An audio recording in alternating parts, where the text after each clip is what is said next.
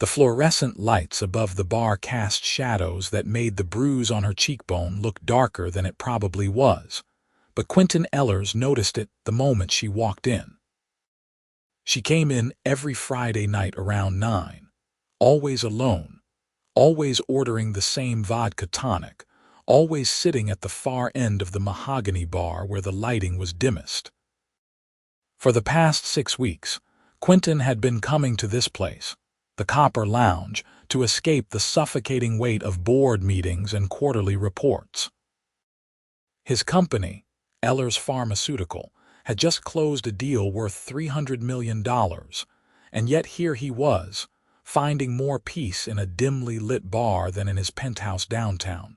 Tonight was different, though. Tonight he saw the Bruise. She tried to hide it, tilting her head so her auburn hair fell across that side of her face, but when she reached for the cocktail napkin, the bartender slid toward her.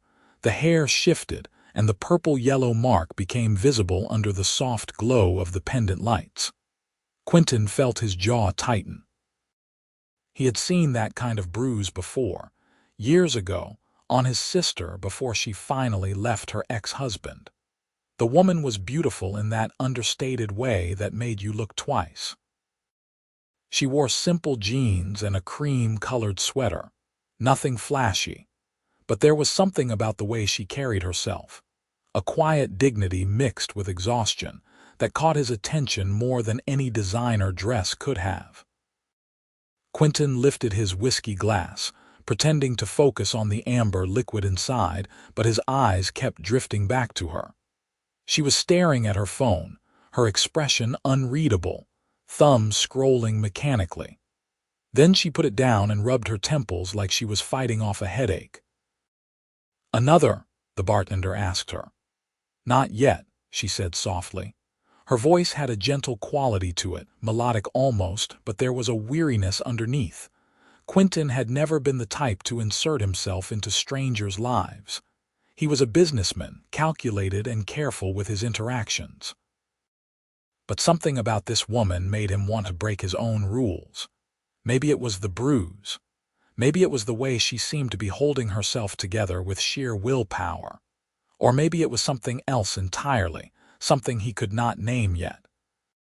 He stood up, his 6'2" frame unfolding from the leather bar stool, and walked the length of the bar until he was standing a respectful distance from her seat. "Excuse me," he said, keeping his voice low and non-threatening. "I hope this does not sound too forward, but are you okay?" She looked up at him, startled. Her eyes were a striking green, the kind that seemed to shift colors in different lighting. For a moment, she just stared at him, probably trying to decide whether he was genuinely concerned or just another guy with an angle. "I'm fine," she said finally, her hand instinctively moving to touch the side of her face before she caught herself and dropped it back to the bar. Quinton knew that tone. It was the same one his sister had used for months before she admitted the truth. He pulled out the bar stool next to her but did not sit down yet, waiting for permission. "Mind if I sit? You look like you could use some company, and honestly I could too." She hesitated, then gave a small nod.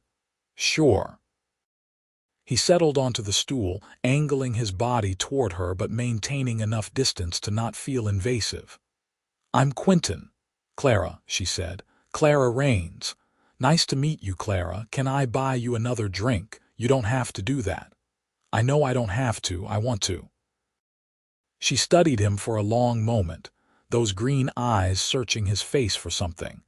Whatever she found must have satisfied her because she nodded. "Okay, thank you." Quinton signaled the bartender, who came over with a knowing smile.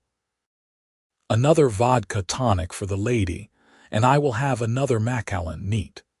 As they waited for their drinks, Quinton tried to think of something to say that would not sound like prying.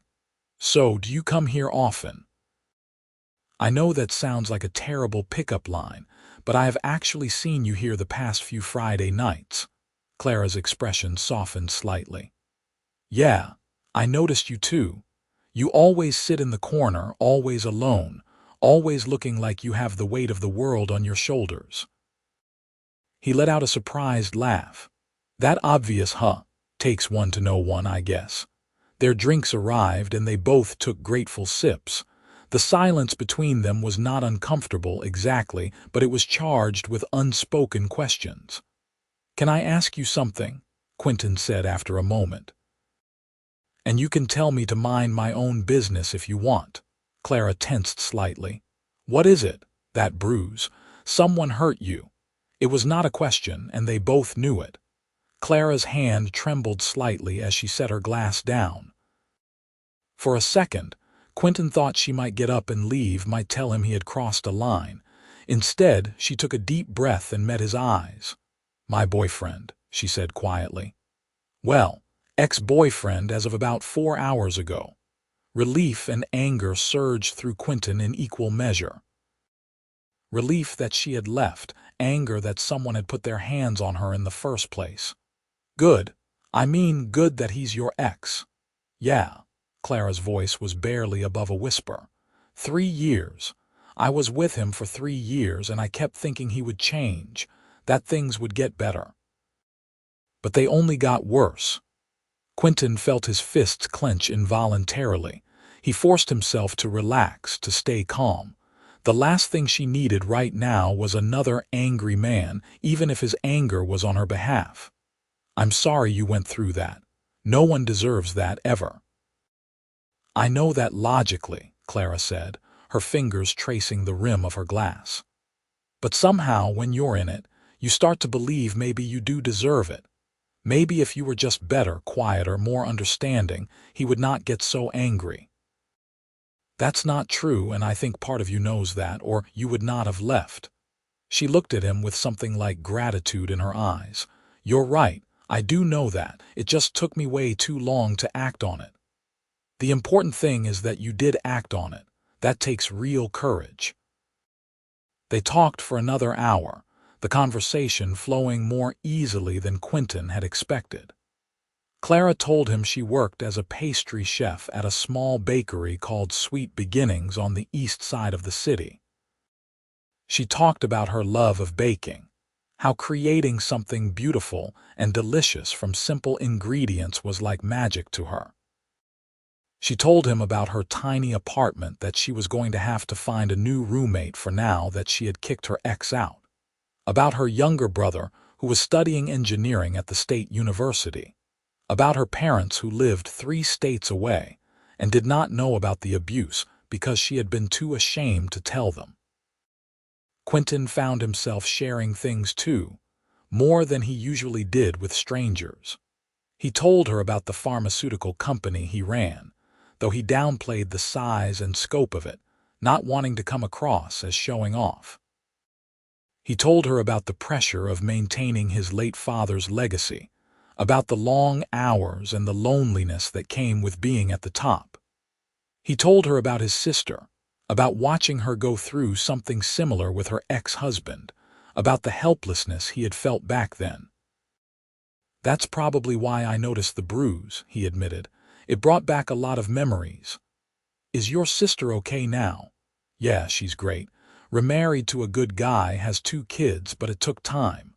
Clara smiled, a real smile this time, and it transformed her whole face. "That gives me hope." When the bartender announced last call, Quinton was surprised to see it was already midnight.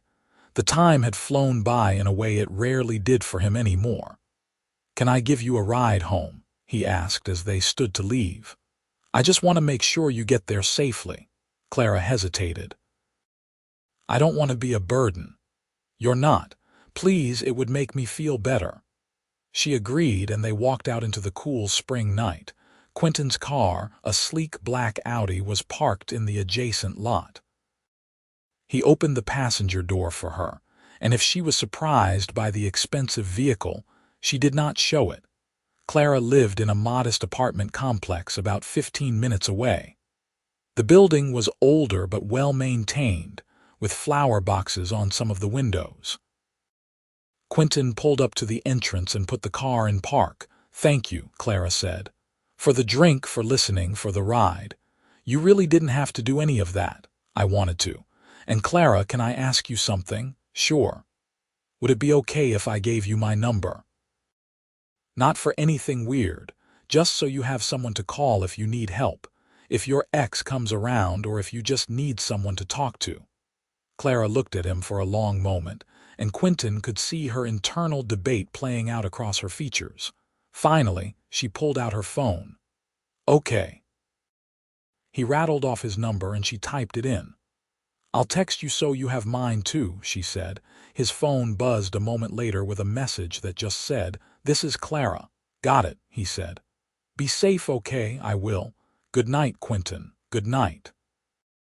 He waited until she was safely inside the building before driving away, his mind full of thoughts about the auburn-haired woman with the sad green eyes. Over the next few weeks, Quinton found himself thinking about Clara more than he should. They texted occasionally, brief messages that started out practical and slowly became more personal. She told him about her day at the bakery, about the wedding cake she was designing, about her brother visiting for the weekend.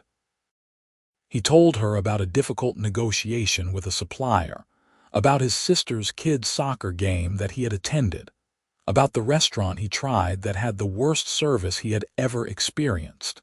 He did not go back to the Copper Lounge the following Friday. Instead, he found himself driving past Sweet Beginnings Bakery around closing time, telling himself he was just in the neighborhood, which was a complete lie since the bakery was nowhere near his usual routes. The lights were still on inside, and through the window he could see Clara wiping down the display cases. She was wearing a white apron over a pink blouse, her hair pulled back in a ponytail. She looked tired but content, humming to herself as she worked. Quinton sat in his car for 5 minutes, debating whether to go in or drive away. This was crazy. He barely knew her. They had shared one conversation and a handful of text messages, and yet there was something about her that had gotten under his skin in the best possible way. Before he could talk himself out of it, he got out of the car and walked to the bakery door. A small bell chimed as he pushed it open. Clara looked up, surprise flashing across her face, followed by something that looked like pleasure. "Quinton, what are you doing here?" "I was in the area," he said, then immediately shook his head. "Actually, that's not true. I wanted to see you, so I drove over here. Is that weird?" "That might be weird," she laughed, and the sound was like music. "It's a little weird, but in a nice way. I'm just closing up, but you're welcome to come in for a minute." He stepped inside, breathing in the intoxicating scent of sugar, butter, and vanilla. The bakery was small but charming, with vintage-style decor and a display case that still held a few pastries. "This place is great," Quinton said, looking around. "Thanks. I've worked here for 5 years. The owner, Mrs. Chen, is amazing. She's like a second mother to me." Clara gestured to the case. "Want to try something? Everything left is just going to get donated tomorrow anyway." "Sure. What do you recommend?" "The lemon lavender scones are my personal favorite." She pulled one out with a pair of tongs and placed it on a small plate, then grabbed one for herself. They sat at one of the small tables by the window. The scone was incredible, perfectly crumbly with just the right balance of tart lemon and floral lavender. "This is amazing," Quinton said. "You made this?" Clara nodded, a proud smile on her face. "This morning. Baking is my therapy, I guess. When I'm creating something, I can forget about everything else. You're really talented." "Thank you." She took a bite of her own scone, then looked at him with curiosity in her eyes. "So you really just drove over here to see me?" "I did. I hope that's okay. I've been thinking about you, wondering how you're doing." "I'm doing better, actually. My friend Emily moved in as a roommate, so I'm not alone in the apartment anymore. And my ex hasn't tried to contact me, which is a relief." "Good. That's really good." They talked until Clara had finished closing up, and then Quinton found himself not wanting to leave. "Have you eaten dinner?" he asked. "Not yet. I usually just grab something quick after work. Let me take you somewhere nice." Clara looked down at her apron and flour-dusted clothes. "I'm not exactly dressed for somewhere nice. You look perfect. Come on, I know a place." The place Quinton had in mind was an Italian restaurant that he had been to a few times for business dinners. It was upscale but not pretentious, with incredible food and a warm atmosphere. The host greeted him by name, which made Clara raise an eyebrow, but she did not comment on it. They were seated at a quiet corner table, and Quinton ordered a bottle of wine that probably cost more than Clara made in a week, though he tried to be subtle about it. "You come here often?" Clara asked, echoing his words from the bar. "Sometimes for work, but I've never brought anyone here for a non-work dinner. I'm honored then." They ordered food, and the conversation flowed as easily as it had that first night. Quinton found himself completely captivated by her. She was smart and funny, with a self-deprecating humor that made him laugh. She asked him questions about his work that showed genuine interest, and she listened to his answers with focused attention. "So, when you say you run a pharmaceutical company, what does that actually mean?" Clara asked as their entrees arrived. "Like, how big are we talking?" Quinton had been avoiding this conversation, but he figured she would find out eventually anyway. "It's one of the largest generic drug manufacturers in the country. We employ about 5,000 people across multiple facilities." Clara's eyes widened. 5,000 people, Quinton, that's huge. "It's a lot of responsibility," he admitted. "Sometimes it feels overwhelming if I'm being honest. My father built the company from nothing, and when he died 3 years ago, I took over. There's always this pressure to live up to what he created, to keep growing, to never make a mistake that could cost people their jobs or their health."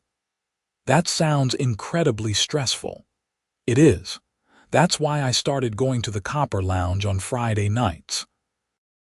It's the one time I let myself just be a regular person, not the CEO, not the guy everyone is looking to for answers." Clara reached across the table and placed her hand over his. The gesture was simple, but it sent warmth spreading through his chest. "For what it's worth, I think you're doing an amazing job. Generic drugs make healthcare accessible to people who could not afford it otherwise. You're literally helping save lives. No one had ever put it quite that way before. Most people focused on profit margins and market share, not the actual human impact of what his company did." "Thank you. That means more than you know." They finished dinner and Quinton drove Clara home, but this time he walked her to her door.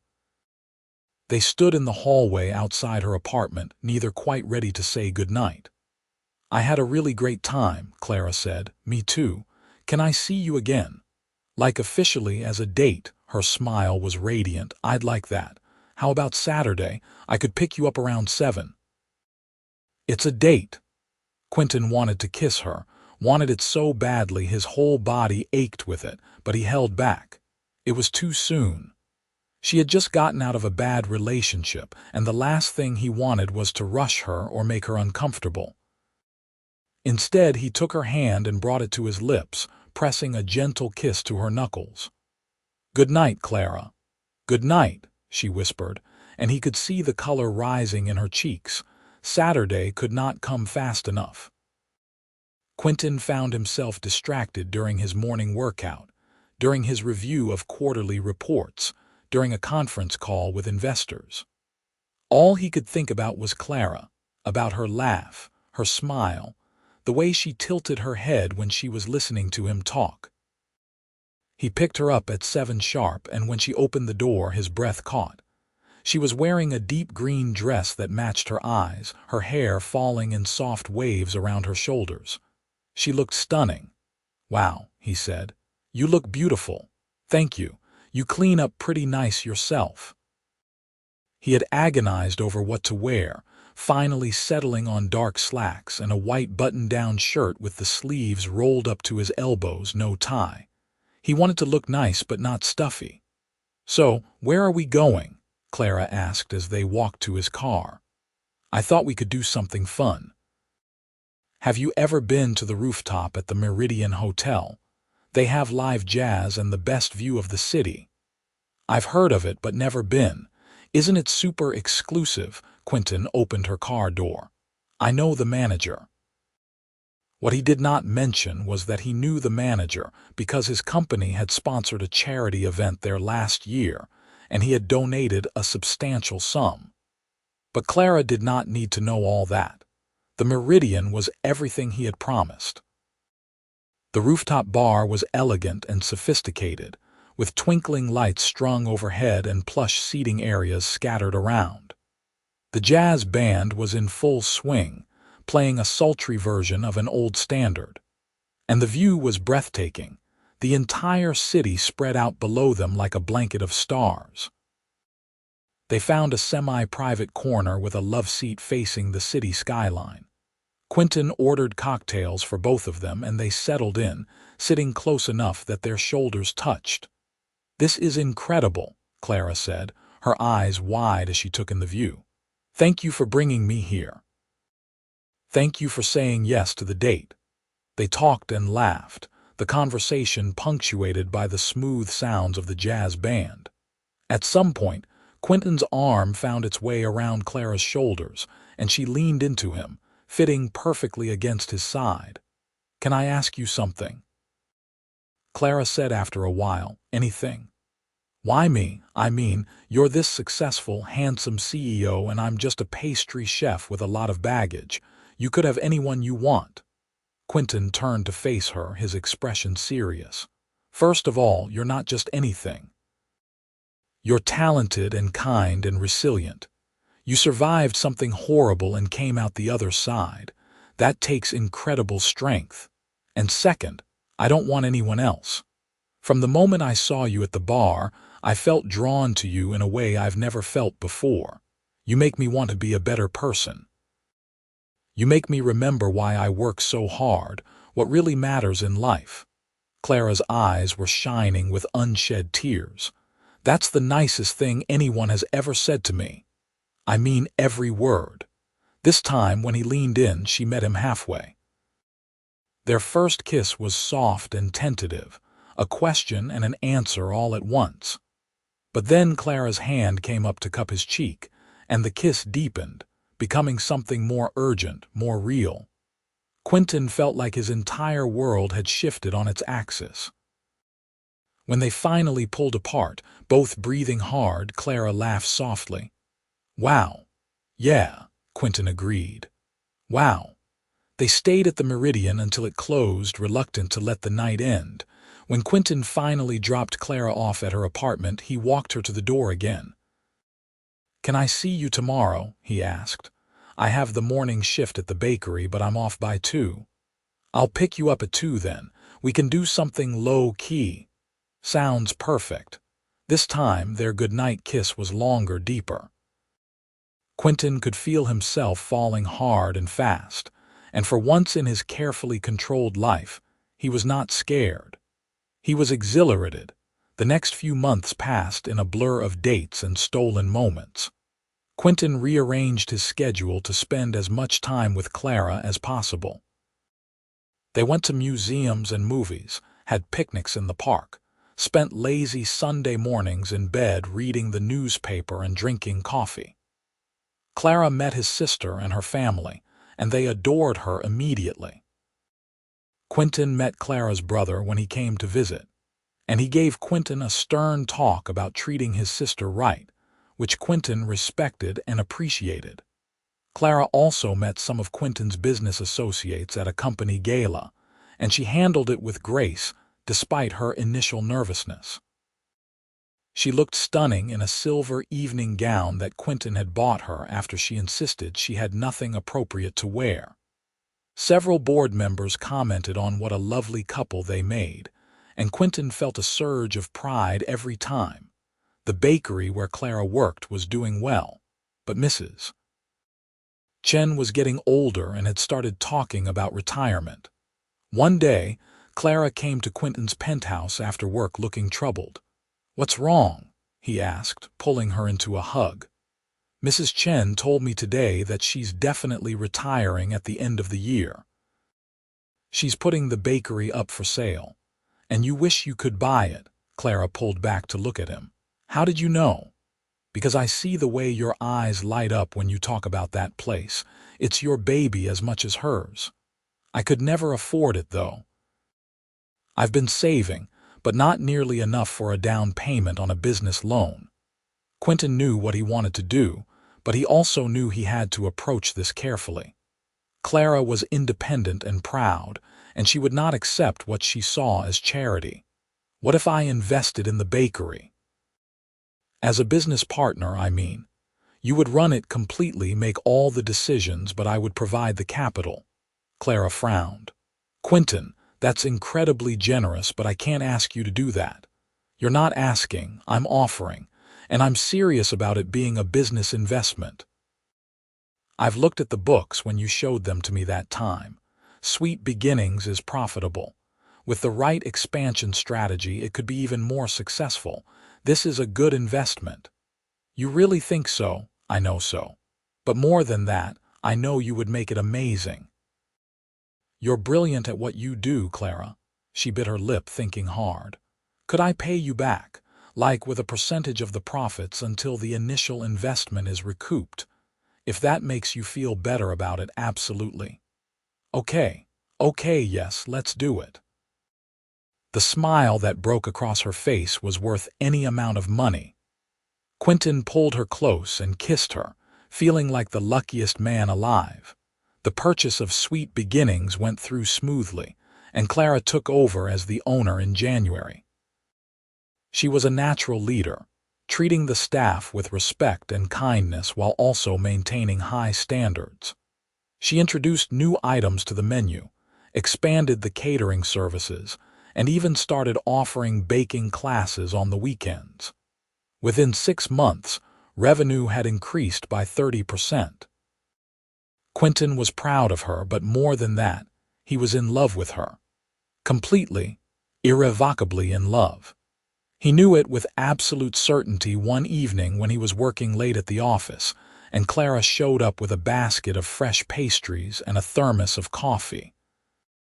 "I know you haven't eaten," she said, unpacking the basket on his desk. "And I know you're stressed about the FDA approval for that new drug, so I thought you could use some comfort food." He stood up and wrapped his arms around her, burying his face in her hair. "I love you," he said, the words spilling out before he could stop them. "I'm completely in love with you, Clara." She went very still, and for a moment Quinton's heart stopped, terrified he had said too much too soon. But then she pulled back and looked up at him with tears in her eyes. "I love you too," she whispered. "I have for a while now. I was just scared to say it. You never have to be scared with me. Never." They made love right there in his office, slow and tender and perfect. Afterward, lying on the leather sofa with Clara in his arms, Quinton knew he wanted to spend the rest of his life with this woman. But there was still the shadow of her past hanging over them. Clara's ex, whose name Quinton had learned was Derek, had violated the restraining order she had taken out against him twice now. The first time, he had shown up at the bakery, causing a scene until the police came. The second time, he had been waiting outside her apartment building. Both times he had been arrested, but he kept getting out on bail. "I'm scared," Clara admitted to Quinton one night as they lay in bed at his place, which had become a second home to her. "What if he really hurts me next time? What if he hurts someone else trying to get to me?" Quinton held her tighter. "I won't let that happen. I've already talked to my lawyer about what else we can do legally, and I want you to move in here with me. This building has top-level security. He won't be able to get anywhere near you." "That's moving kind of fast, isn't it?" "Maybe. But I don't care. I want you safe and I want you with me. I love you, Clara. I love you too." She was quiet for a moment, then said, "Okay, yes, I'll move in." The move happened the following weekend. Clara's friend Emily was happy to take over the apartment lease, and Clara did not have much stuff anyway. Most of what she owned had been in storage since leaving Derek. Quinton's penthouse was huge, over 3,000 square feet with floor-to-ceiling windows and a gourmet kitchen that made Clara's eyes light up. "I could actually cook here," she said, running her hand over the marble countertops. "Really cook, not just microwave meals and takeout." "It's all yours. I barely use it anyway." Living together was easier than Quinton had expected. Clara was tidy but not obsessive, and she respected his need for quiet time when he was reviewing work documents. He loved coming home to find her in the kitchen, experimenting with new recipes or curled up on the couch reading. He loved the way she looked first thing in the morning, all sleep rumpled and soft. He loved everything about her. 3 months after she moved in, Derek was finally sent to prison for violating the restraining order multiple times and for previous domestic violence charges that had finally caught up with him. He would be there for at least 5 years. Clara cried when she got the news, but they were tears of relief. "It's finally over," she said, clinging to Quinton. "I'm finally free." "You were always free," Quinton told her. "But now you're safe too, and I'm going to spend every day making sure you know how loved and valued you are." She kissed him deeply. "I already know. You show me every day." That night, Quinton knew it was time. He had been carrying the ring around for 2 weeks, waiting for the perfect moment, but he realized there was no such thing as a perfect moment. There was only this: the woman he loved, safe and happy in the home they shared. After dinner, which Clara had cooked and which was delicious as always, Quinton took her hand and led her out onto the balcony. The city lights twinkled below them, and the spring air was warm and fragrant. "Clara," he began, and his voice was shaking slightly, which surprised him. He gave presentations to rooms full of investors without breaking a sweat, but asking this one question terrified him. "The day I saw you at the Copper Lounge was the day my life changed. I didn't know it then, but I do now. You've made me happier than I ever thought possible. You've shown me what real love looks like, what it means to share your life with someone, and I don't want to spend another day without knowing you're going to be mine forever." He dropped to one knee, pulling the ring box from his pocket. Clara's hand flew to her mouth, her eyes wide with shock and joy. "Clara Raines, will you marry me?" "Yes," she said immediately, tears streaming down her face. "Yes, yes, 1,000 times yes." He slipped the ring onto her finger, a simple but elegant platinum band with a round diamond that caught the light beautifully. Then he stood and kissed her, pouring all his love and promise into it. They were married 4 months later in a small, intimate ceremony at a botanical garden. Clara's parents flew in and were overjoyed to see their daughter so happy and so clearly loved. Quinton's sister was the maid of honor, and his brother-in-law was the best man. Mrs. Chen from the bakery was there, beaming with pride. It was perfect.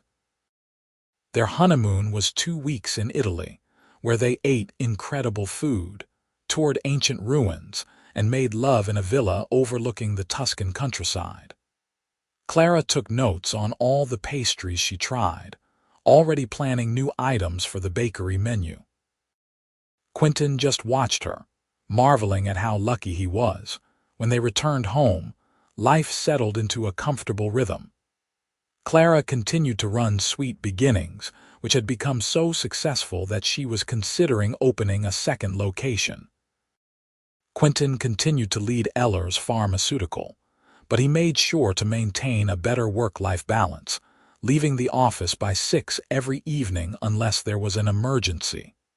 A year after their wedding, Clara came home from the doctor's office with news. "I'm pregnant," she said, her voice full of wonder. Quinton felt like his heart might burst. Really? We're going to have a baby. We're going to have a baby.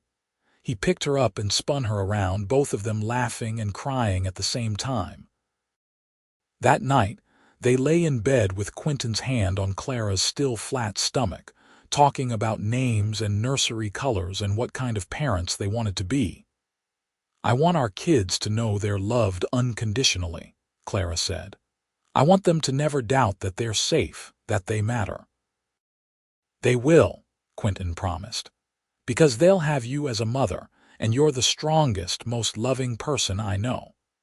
The pregnancy was smooth, and Clara worked at the bakery right up until her 8th month, when Quinton finally convinced her to take maternity leave. They had converted one of the spare bedrooms into a nursery, painting it a soft yellow and filling it with books and stuffed animals. Their daughter, Lily Rose Ellers, was born on a Tuesday morning in May, weighing 7 pounds and 2 ounces. She had Clara's green eyes and Quinton's dark hair, and from the moment the nurse placed her in Quinton's arms, he knew his life would never be the same. "She's perfect," he whispered, tears running down his face as he looked at his wife and daughter. "You're both perfect." Clara, exhausted but radiant, smiled up at him. "We made a family. We made a family," he agreed. The first few months were an adjustment. Quinton took paternity leave, something that shocked his board of directors but which he insisted on. He wanted to be present for every moment, every milestone. He changed diapers and gave bottles and walked the floors at 3 in the morning when Lily was fussy. Clara, despite her exhaustion, was a natural mother, patient and loving. As Lily grew, Clara went back to work part-time, and they hired a nanny to help during the day. But Clara made sure to be home every evening for bedtime, and Quinton never missed reading Lily her bedtime story. Sweet Beginnings continued to thrive. Clara did open that second location, this one in a trendy downtown neighborhood. She hired a manager she trusted to run the day-to-day operations while she oversaw both locations and continued to develop new products. The bakery was featured in several local magazines and food blogs, and Clara even got offers to write a cookbook, which she was considering. Quinton's company continued to grow as well, expanding into new markets and developing new drugs. But he never forgot what Clara had told him that first night at the Italian restaurant, that what he did mattered, that it helped people. He made sure that Ellers Pharmaceutical always prioritized accessibility and fair pricing, even when it meant smaller profit margins. When Lily was 2, Clara got pregnant again, this time with twins. Twin boys, to be exact. They named them Oliver James and Owen Thomas, and suddenly the penthouse was filled with noise and chaos and more love than Quinton had known was possible. Clara's parents moved closer to be near their grandchildren, and they were a constant presence, helping with babysitting and spoiling the kids rotten. Quinton's sister and her family visited often, and the cousins played together while the adults relaxed. On their 5th wedding anniversary, Quinton and Clara managed to steal away for a weekend alone, leaving the kids with Clara's parents. They went back to the Copper Lounge, the bar where they had first met, which had become a sort of tradition for them. They sat at the same spots where they had sat that first night, older now, parents, with mortgages and businesses and responsibilities. But the spark between them was still there, as strong as ever. "You remember what you said to me that first night?" Clara asked, sipping her vodka tonic. "I asked if you were okay. No, after that. You said I looked like I could use some company. And you said I looked like I had the weight of the world on my shoulders." Clara smiled. "We were both right. We both needed someone. I needed you," Quinton corrected. "I just didn't know it yet." "I needed you too. You saved me, Quinton. Not from Derek, I saved myself from him. But you saved me from thinking I didn't deserve to be loved, that I wasn't worth fighting for." Quinton reached across the bar and took her hand. "You're worth everything." You and the kids, you're my whole world. And you're ours." They finished their drinks and went home, back to the penthouse that was now full of toys and noise and life. Lily was asleep on the couch, exhausted from playing with her grandparents all day. The twins were in their cribs, little angels when they were sleeping, though they were terrors when awake. Quinton and Clara stood in the doorway of the nursery, watching their sons sleep, their small chests rising and falling in perfect unison. "Can you believe this is our life?" Clara whispered. "Sometimes I still can't," Quinton admitted. "Sometimes I think about that night at the bar, about how close I came to not talking to you, to just letting you sit there alone. What if I hadn't? But you did. You saw me when I felt invisible. You cared when you had every reason not to. I'll always care. I'll always see you. Even when we're old and gray and the kids are grown with families of their own, I'll still see you exactly as you are, the love of my life." Clara turned to him, wrapping her arms around his waist. "Promise me something. Anything. Promise me we'll always come back to this. No matter how busy life gets, no matter what challenges we face, we'll always remember this moment, this feeling." "I promise," Quinton said, sealing it with a kiss. Years passed, and life continued to unfold in beautiful and unexpected ways. Lily grew into a confident, creative girl who loved to paint and write stories. The twins, though identical in appearance, had completely different personalities. Oliver was quiet and thoughtful, always reading or building things. Owen was loud and adventurous, constantly getting into trouble.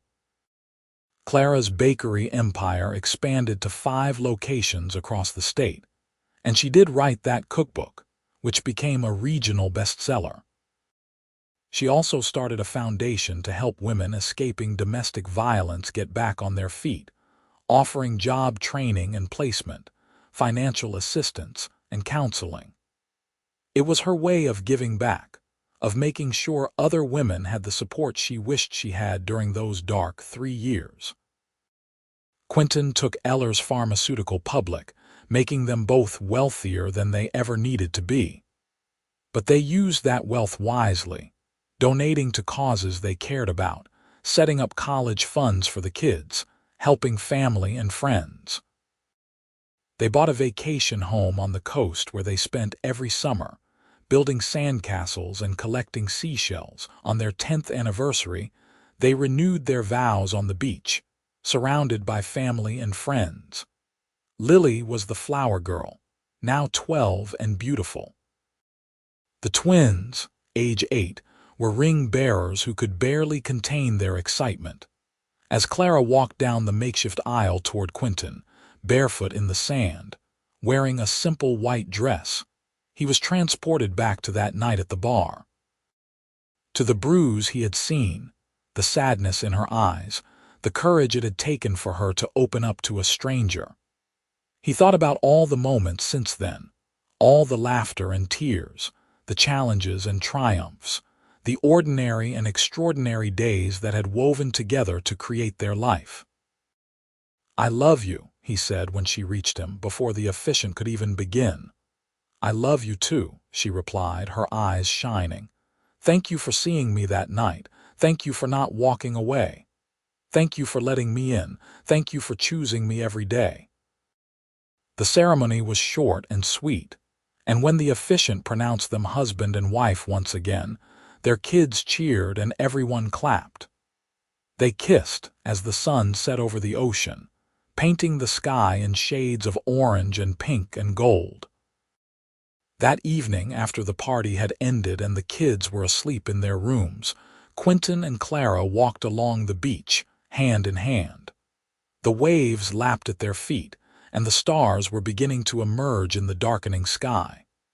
"You know what I was thinking about today," Clara said. "What's that?" "That bruise.